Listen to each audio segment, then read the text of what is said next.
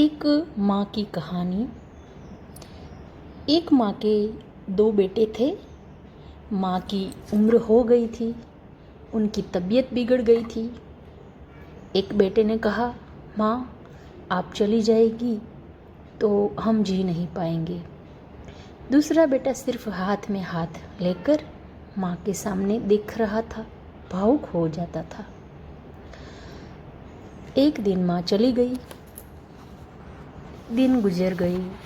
पहला बेटा जो कहता था माँ के बगैर जी नहीं पाएंगे, वो अपने काम में व्यस्त हो जाता था।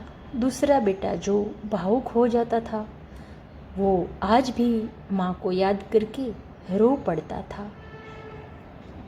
रोने की आवाज़ नहीं आती थी, सिर्फ आंसू बहते रहते थे। माँ के फोटो के आगे खड़ा भी नहीं रह पाता था, इतना ज़्यादा भावुक हो जाता था। कहने का मतलब ये है कि जो मन से और भावना से जुड़ा होता है, उसका प्रेम सच्चा होता है। वो कहता नहीं, व्यवहार में झलकता है और कभी कम नहीं होता, हमेशा रहता है। ऐसे प्रेम में जो व्यक्ति इस जगत से चला भी जाए तो आत्मिक भाव से वो जुड़ा रहता है, क्योंकि आत्मा मरती नहीं है और आपका संबंध उनकी आत्मा से जुड़ जाता है। फिर माँ की कहानी में ऐसा होता है कि जो बेटा बोलता था माँ के बगैर जी नहीं पाएंगे, उसका व्यवहारिक नाता था, उसे आत्मिक भाव से कुछ लेना देना नहीं था। वो आगे अपने जीवन में व्यस्त हो जाता था। ऐसे ही सारे संसार में होता है। कोई चुनिंदा होते हैं जो आत्मिक भाव से जुड़े होते हैं, फिर उसका भाव या प्रेम अमर कहलाता है। फिर दूसरे बेटे को छोड़ चुकी माँ का प्रेम तो सच्चा ही होता है।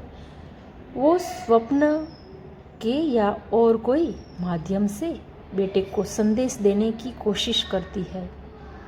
जैसे कि इस कहानी में दूसरे बेटे को माँ की याद जब भी आती तो वो बहुत भावुक हो जाता, तो फिर स्वप्न के माध्यम से माँ उसे मिलने आ जाती, उसके लगाए गए फोटो के पास और प्रकाशमय स्थिति में दिखती और बोलती कि बेटा मैं कहीं नहीं गई हूँ, मैं तो यहाँ तेरे पास ही हूँ। ये सत्य बात है, ये कहानी नहीं है, सच्चाई है जो मैं यहाँ बताती हूँ। समझने की बात यह है कि मरने के बाद भी अगर सच्ची भावनाएं हैं तो सच्चा प्रेम मरने के बाद भी निभाया जाता है। और यहाँ संसार में जीवित लोग भी संबंध निभाने में नाकामयाब हो जाते हैं। ऐसे सच्चा प्रेम करने वाली तो माँ ही होती है, जो प्रेम अमर कहती है और सदा रहता है उसका प्रेम अमर। ऐसा तो कोई ही विरला ही कर सकता है जिसका प्रेम अमर रहे, जो मरने के बाद भी निभा सके। थैंक्स।